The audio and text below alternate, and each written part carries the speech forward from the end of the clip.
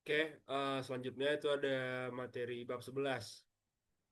Submateri Equity Analysis and Valuation. Yang pertama itu ada earning persistence atau persistensi laba. Yang kedua ada recasting and adjusting earnings.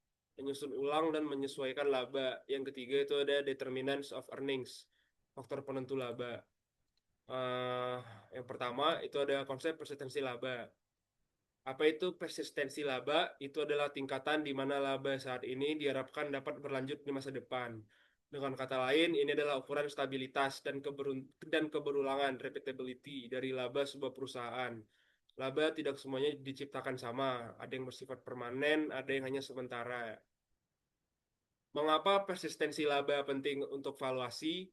Valuasi ekuitas adalah tentang memprediksi kinerja masa depan sebuah perusahaan. Karena itu, analisis harus fokus pada laba yang persisten sebagai dasar untuk membuat proyeksi. Yang kedua, itu ada menyusun ulang dan menyesuaikan laba, recasting and adjusting earnings. Ini adalah proses praktis untuk memisahkan komponen persisten dari komponen transitoris. Tujuannya adalah untuk mendapatkan angka atau laba inti atau laba keberlanjutan yang sesungguhnya. Proses penyesuaian laba. Proses ini melibatkan pembersihan laporan laba rugi dari pos-pos yang tidak biasa atau tidak berulang. Nah, langkah-langkahnya itu ada mulai dari laba bersih, net income yang dilaporkan di laporan keuangan. Yang kedua itu ada identifikasi dan keluarkan pos-pos transitoris atau non-operasional. Cari pos-pos ini di laporan laba rugi atau di CALK. Pos-pos transitoris yang umum disesuaikan itu ada keuntungan atau kerugian dari penjualan aset. Misalnya perusahaan menjual gedung pabrik lamanya dan mendapatkan keuntungan besar. Keuntungan ini bukan dari bisnis utamanya dan kemungkinan tidak akan terjadi lagi tahun depan. Yang kedua itu ada biaya restrukturisasi. Yang ketiga itu ada kerugian penurunan nilai. Yang keempat itu ada laba atau rugi dari operasi yang dihentikan. Yang kelima itu ada item luar biasa. Nah, kejadian yang tidak bisa dan jarang terjadi. Misalnya kerugian akibat bencana alam besar. Dan yang kelima atau yang terakhir itu ada dampak perubahan akuntansi. Next itu ada faktor penentu persistensi laba. Persistensi laba sebuah perusahaan tidak terjadi secara acak, melainkan dipengaruhi oleh faktor fundamental dan akuntansinya. Yang pertama itu ada faktor bisnis dan industri, yang dimana di dalamnya itu ada stabilitas industri. Perusahaan di industri yang stabil dan tidak siklikal, misalnya industri barang konsumsi pokok seperti makanan atau industri utilitas, cenderung memiliki laba yang lebih persisten daripada perusahaan di industri yang sangat siklikal, misalnya konstruksi, otomotif, ataupun energi.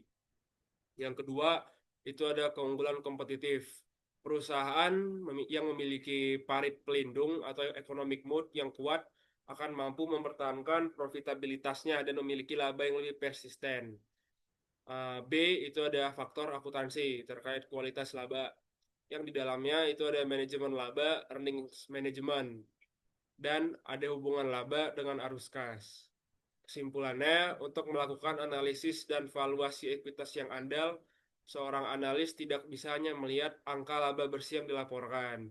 Ia harus bertindak seorang detektif, yaitu membedah, menyesuaikan, dan membersihkan laba untuk menemukan laba inti yang persisten. Memahami tingkat persistensi laba dan faktor-faktor yang mempengaruhinya adalah kunci untuk membuat peramalan yang akurat atau forecasting dan valuasi yang masuk akal.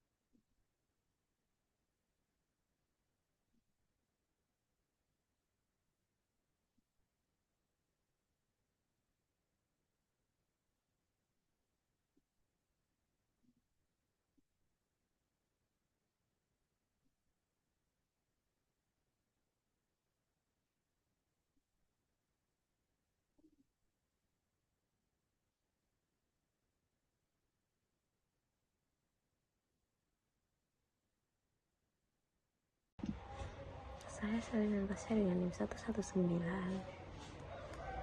Pada sebab accounting data itu, sebab ini menekankan pentingnya data akuntansi seperti laba bersih, pendapatan, ekuitas, dan arus kas.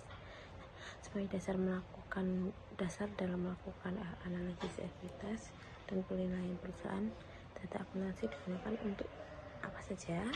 Untuk mengukur kinerja dan profitabilitas, menyusun proyeksi keuangan, menghitung valuasi perusahaan melalui berbagai pendekatan.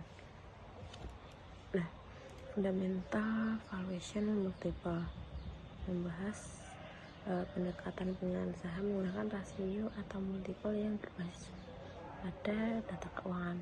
Contohnya PE atau price to earning ratio, PP atau price to book value ratio, terus EV atau EBITDA atau enterprise value to EBITDA. Multiple digunakan untuk menilai apakah saham suatu perusahaan over value atau under value dibanding perusahaan sejenis atau rata-rata industri. Nah, ini tuh adalah metode yang tepat dan populer dalam praktik valuasi saham. Illustration of earning based valuation ini menyajikan contoh atau ilustrasi penggunaan laba dalam penilaian saham, khususnya pendekatan discount earning model atau PE based valuation. Contoh ini menunjukkan bagaimana proyeksi laba masa depan dikombinasikan dengan asumsi pertumbuhan dan tingkat diskonto dan dapat menghasilkan estimasi nilai wajar saham. Penilaian berbasis laba mencerminkan ekspektasi investor terhadap profitabilitas di masa depan.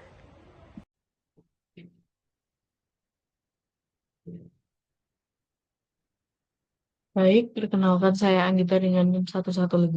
Untuk materi selanjutnya itu mengenai analisis kasus dari Christie Corporation. Untuk valuasi secara mendalam, model valuasi abnormal earnings untuk Christie Corporation mempertimbangkan beberapa hal. Yang pertama, nilai buku awal sebesar $50.000, biaya modal ekuitas 15%, proyeksi laba abnormal selama 5 tahun, nilai terminal di mana ROCE sama dengan biaya modal. Untuk perhitungan tahun pertama, laba abnormal didapat dari 25% dikurangi 15% dikali dengan $50.000. Hasilnya itu $5.000. Sedangkan nilai sekarang itu $5.000 dibagi 1,15 sehingga didapatkan hasil $4,348. Untuk total nilai ekuitasnya itu $50.000 ditambah $4,348 dan ditambah dengan PV tahun kedua hingga kelima. Maka hasil dari total nilai ekuitas itu sebesar $58,594. Untuk selanjutnya itu mengenai konsep dari earning power. Earning power sendiri merepresentasikan kemampuan perusahaan dalam menghasilkan laba berkelanjutan. Dalam menganalisis earning power, kita harus menghilangkan pengaruh item yang berulang, menyesuaikan perubahan kebijakan akuntansi, mempertimbangkan tren industri, dan menggunakan periode 4 hingga 7 tahun untuk menghaluskan fluktuasi siklus. Contoh penyesuaiannya itu jika kita dapat mengambil data dari litigasi sebesar $0,07, penjualan divisinya itu minus $0,19 dan perubahan depresiasinya itu $0,02, maka dengan penyesuaian ini laba per saham akan lebih representatif dan dapat dihitung serta dianalisis secara mendalam.